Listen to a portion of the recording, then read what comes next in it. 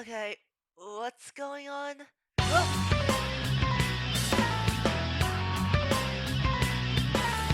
okay, saying I can prove it is a little. Okay, where would I even How start? about you start with how Rouxls Kaard and the Roaring Knight have never been in the same room? Like how we're not in the same room. Fuck. Okay, the prophecy. That's the title of the chapter. What doesn't make sense to me is how Rouxls Kaard doesn't get its own cameo despite the fact that all the other characters. Yes, he did. What? Yes, he did. Who said that? I said that. Uh. Here's him as a lamb. I'm in the Dark World segment, right? Then by that logic, neither did Lancer. No, Lancer had his own prophecy panel. Besides, the second Castletown section is technically in the Dark World. That's because Lancer is plot relevant. What about Starwalker? Starwalker is easy to implement into a random spot, or appears the quick cameo they did. Rouxls Kaard needs dialogue to function, and there was no way to implement that without breaking the pace of the game. So you're saying there's no way for Tobias Foxmas to have implemented a single prophecy panel that says something like the Duke of Puzzle will do the threesome or some shit like that? First of all, you. Second of all, I'm saying he's not plot relevant. How is he not plot relevant when he has 9 mandatory encounters? The point is that it'll be easy. Same could be said about the Castletown Rudin. Whatever, I guess I might as well start here. Rouxls Kaard is oddly significant for the story, despite never being significant for the plot. Other mandatory encounters I can think of, like Clover or Shada, just end up as like a quick single fight. But Rouxls just has so much going for him that he almost entirely ties himself into the plot without ever like directly affecting it too much. Like you can take Rouxls entirely out of the story and it would change his thing. Almost like everything would have been the same without him. Because he's a joke. Oh, like you. Shut up, you two! We dedicate so much screen time to him, it wouldn't make sense if he somehow isn't important. I haven't even talked about the fact that he's basically a foil to Jevil. This whole thing being like rules and orders and Jevil's being chaos. I mean, hell, they kind of even have the same ability since presumably Rouxls Kaards can allow him to do anything. And I did it first. Come on! Gaster parallels.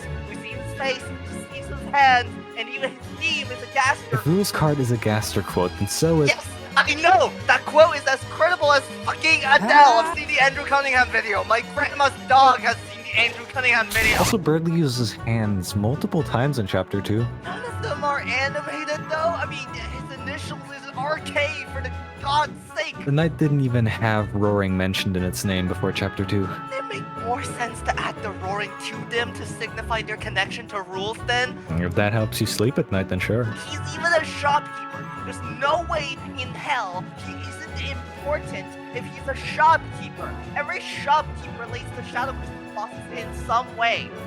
Sweet Captain Cakes have relations to Spamton. Do they? Hold on. Let me check.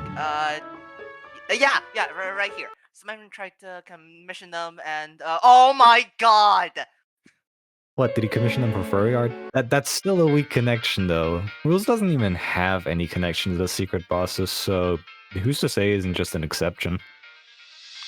Okay, let's just start with the secret bosses then. Rouxls Kaard has a connection with all of the secret bosses. He's almost always 2 degrees separate from a Shadow Crystal boss. He's appointed Duke by the King right after Sean retired Jevil. We just mentioned the Sweet Cap and Cakes thing. He's like from the same classroom that Gerson used to teach. And like, do I even need to explain how Rouxls and the Knight are both connected to Gaster? I think you're just falling for the red herring. Rouxls Kaard can even be counted as a cheater in Chapter 3 with how he bypassed his own rules. Even Magic Cake agrees. That's a stretch, and... Magic Cake? When did they get him? Really? The Baptist dialogue option about friends is in the same damn slot as Squatch's dialogue option about Rouxls Kaard. I hope I don't have to explain how they are parallels. Okay. And I can draw just about the same connections with the Castletown Flying Ace. Your point? He has his own shop theme. Actually, you dumb fuck, you forgot that Rouxls Kaard and Swatch both shares hip shop in the shop. While his own theme is never quoted once. There are no songs in the Deltarune OST that references Rouxls' theme other than the two that he has. The only reference to Rouxls uses his shop theme instead, being the Grey Room. It's not even the piano collection or the guitar collection, despite the fact that he's on the cover of the guitar collection. Have you considered that it's because it's just too short and wouldn't really make for a good listening experience to have that on loop for like a minute? Then why did no other themes quote such a short melody? Maybe that's just because he isn't important. Rouxls Kaard is the only theme. It's the only one that breaks the fourth wall of the Deltarune organ. And how is that significant? His theme is played by Chris in Chapter 4 along with 7-4 in the new shop theme, suggesting that it could be in Chapter 5. Or, hear me out, it suggests that he's a significant part of Chapter 3. Are you really saying that TV World will be relevant in Chapter 5? Considering Asgore's TV, maybe? Maybe, so you're not even sure about that? Oh, right, you're a friend inside me, Trooper. That explains it.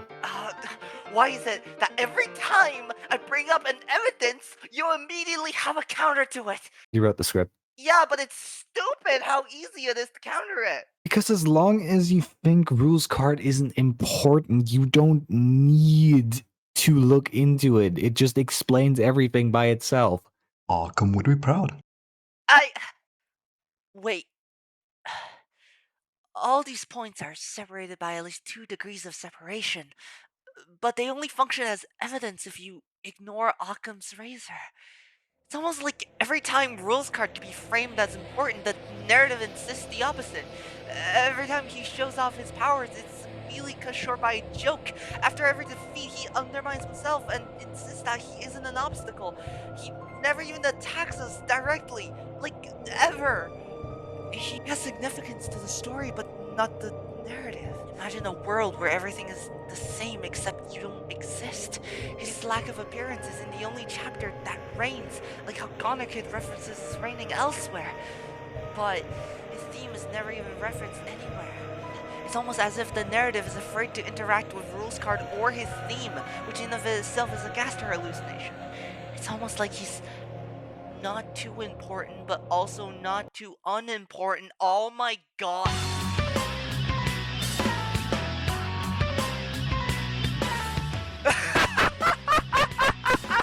Finally, a semi-coherent theory. Yes, that's right. It's all coming together now. Think of it, the hindness of every single chapter's egg encounter correlates to rules as important to the chapter. Chapter 1's egg is placed in the Starwalker room where you are meant to be walking back and forth. And in Chapter 1, Rules only has like 2 mandatory encounters near the end. In Chapter 2, the egg is hidden behind Toby's car with only a tree thing hinting at it. And in that chapter, he only has a cameo and like 1 mandatory encounter. But in Chapter 3, he has this entire side plot and a mini-boss fight with his own gimmicks. In Chapter 3, because of the most info with Forgotten Man. And in Chapter 4, the Eggman is hidden in the painting room. And the Rules is not in the Chapter 4 Dark Road. And everywhere Rules has been, so has the Eggman, even to the fucking Valentine's Day cards!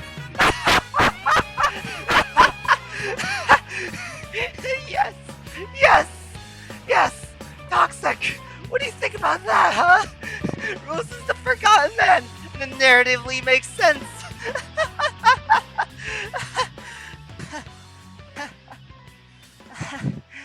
Where did she go?